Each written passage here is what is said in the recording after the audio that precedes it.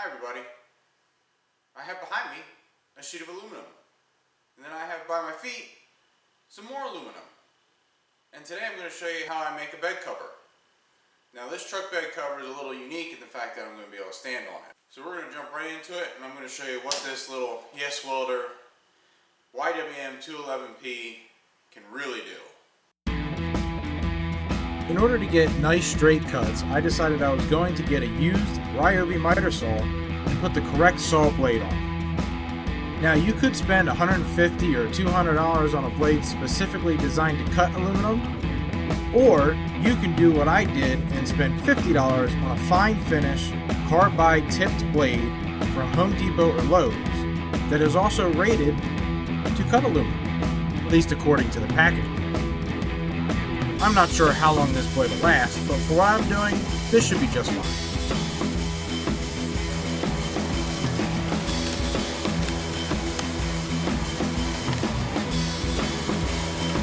So once I got the settings nice and repeatable, I was able to get a nice beat down like that. Those are my settings, and I'll show you guys them right now. So I'm at 170 amps, 19.4 volts. My trim is down to -5.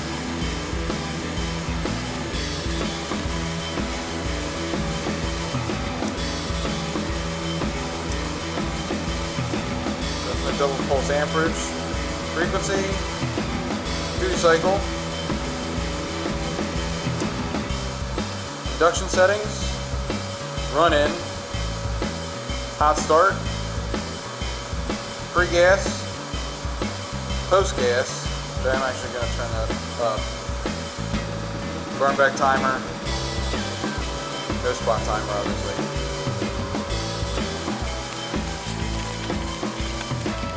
That's it. So you should be able to run beads with aluminum like that, as long as everything's set up properly. Always make sure your piece is level.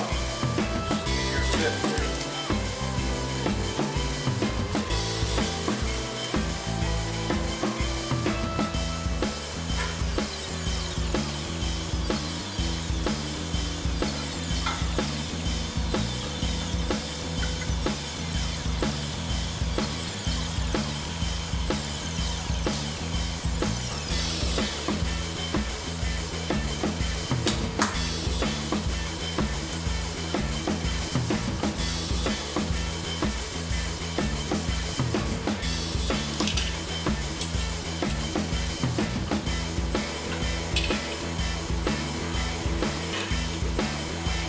I would constantly check how square the fit up is while I was tacking to make sure warpage didn't become a problem.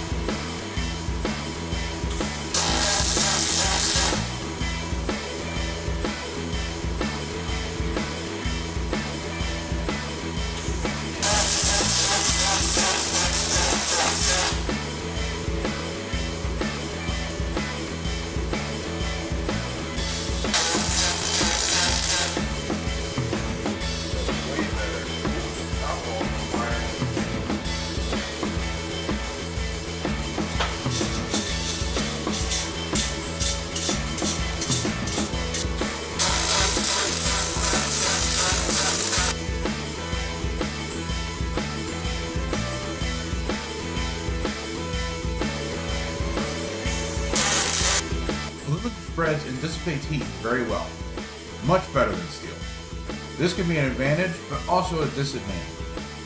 Since it spreads its heat out so well, it is highly susceptible to warpage while fabricating.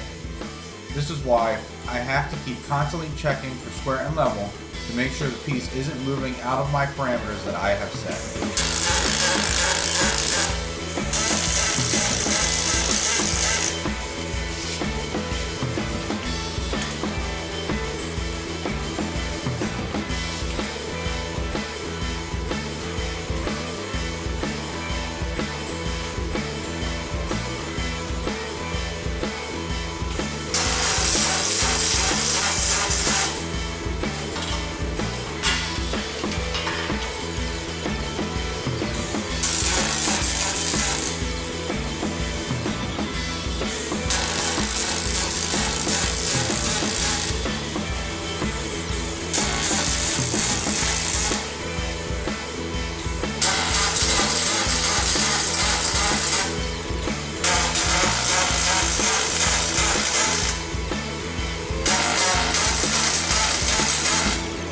decided to add this center brace for extra rigidity.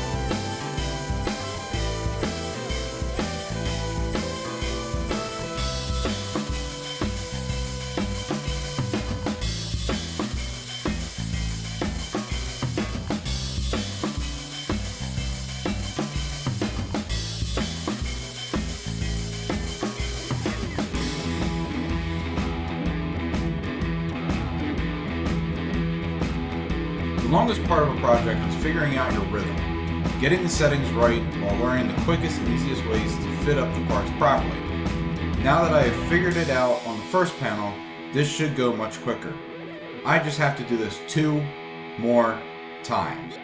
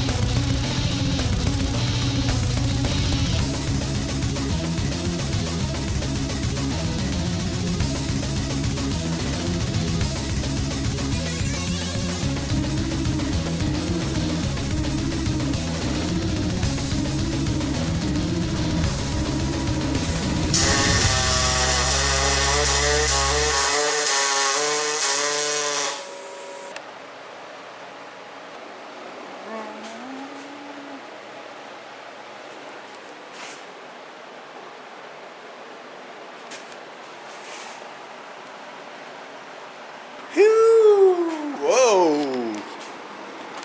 Woohoo! It came out beautiful! Now, those are only the good ones. There are a couple over there that not as great, but I'm going to clean them up and make them look a little better now that I got the settings figured out. But before I forget, I better save them. Anyways, so they're all lined up. I just got to measure them and make sure they're the dimensions that I need for the truck bed, and then I'll show you what's next. So now typically I would get some angle to use for this part, but I got such a deal on this tubing that I can't help but use it. So what I'm going to do is I'm going to cut the tubing in half to make 2 pieces of angle that I'm going to weld to each end of the frame here to support it on the bed brace. We use my cut 55, set up a jig so I can cut a nice straight edge and zip it apart.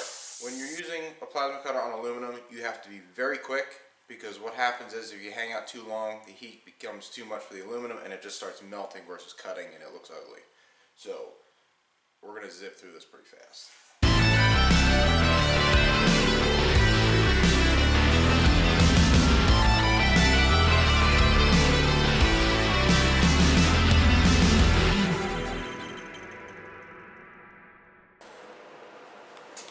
So this is what those angle pieces, or what this frame is going to sit on.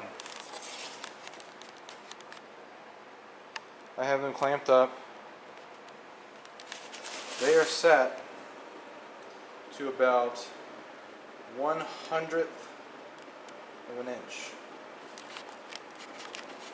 Now the reason for that is because the sheet that I'm going to put over top is 090 thick. So I want everything to be as flat as I can when I put this on.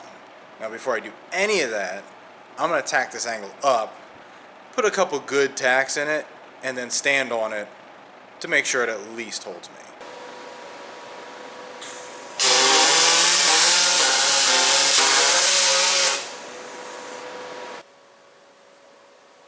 Moment of truth. All life will hurt myself.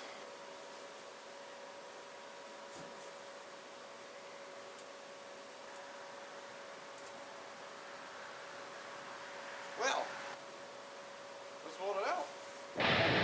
Stay there.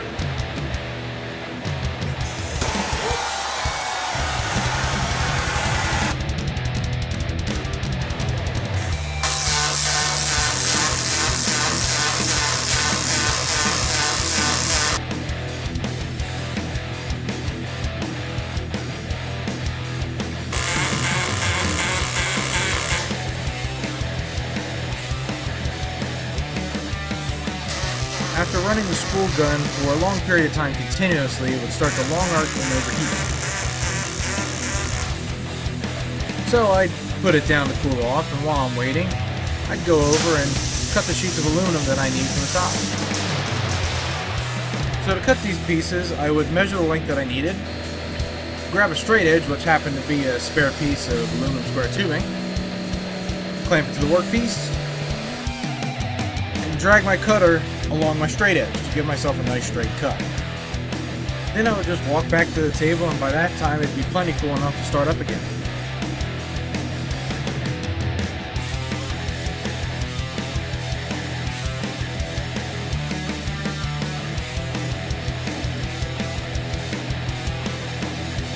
Lining up the angle to where I wanted them was a bit tedious and probably overkill, but at least I know it'll look good when it's done.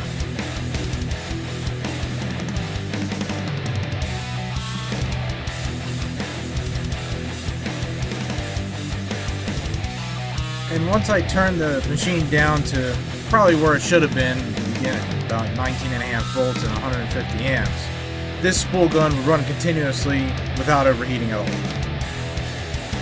It was also very satisfying to watch and listen to.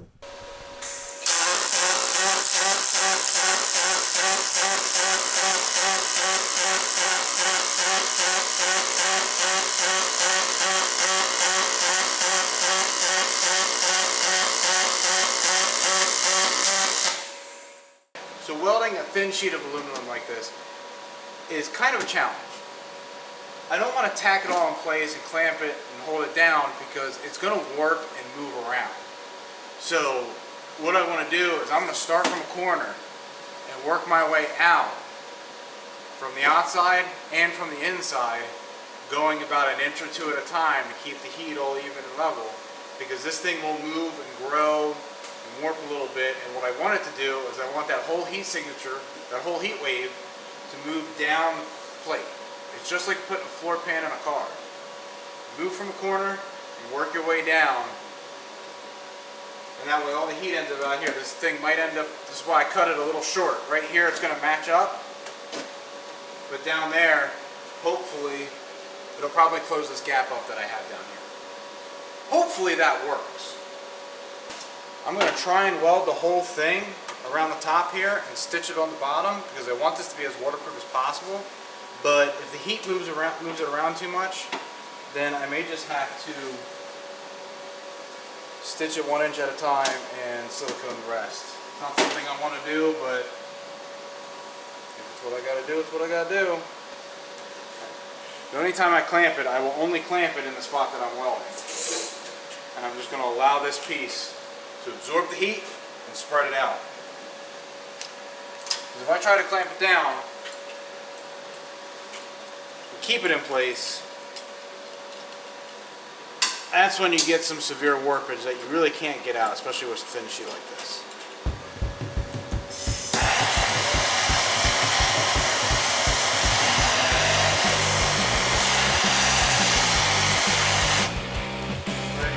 Time-consuming part of this build.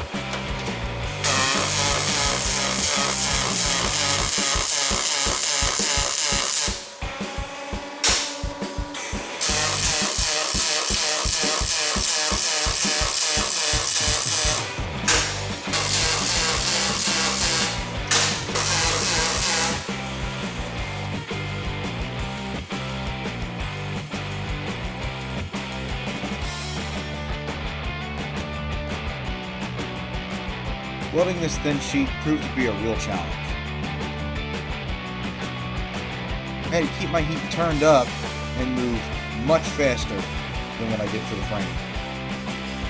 Once I got my rhythm again, it was smooth sailing.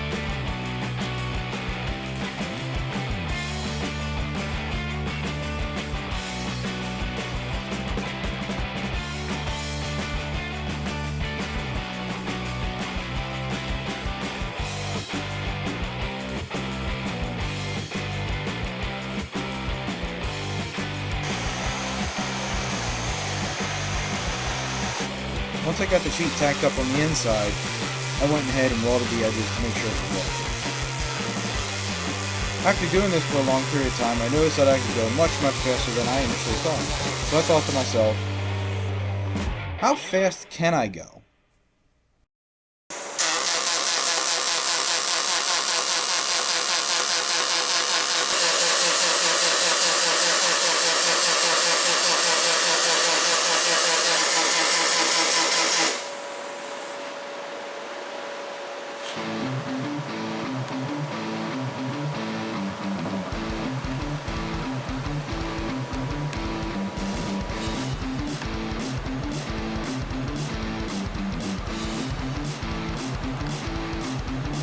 It's a shame I have to grind some of these down.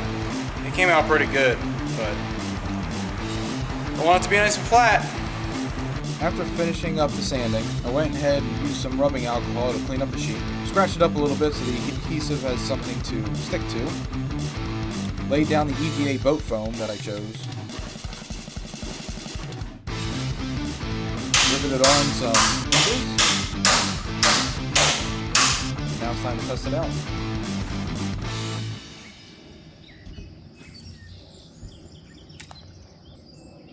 Now, if you can't tell, I'm not at the beach. Actually, I don't even live very close to the beach. But I figured I'd come down to my local lake, back into the boat ramp, and test it out anyways. But it definitely holds me, and it feels sturdy enough to where I can hold a lot of other people. So I'm thinking maybe I should get this thing load tested and maybe patent it. Or maybe not. I'm going to sit here, fish a little longer. Please like and subscribe to see more projects like this, and I'll see you later.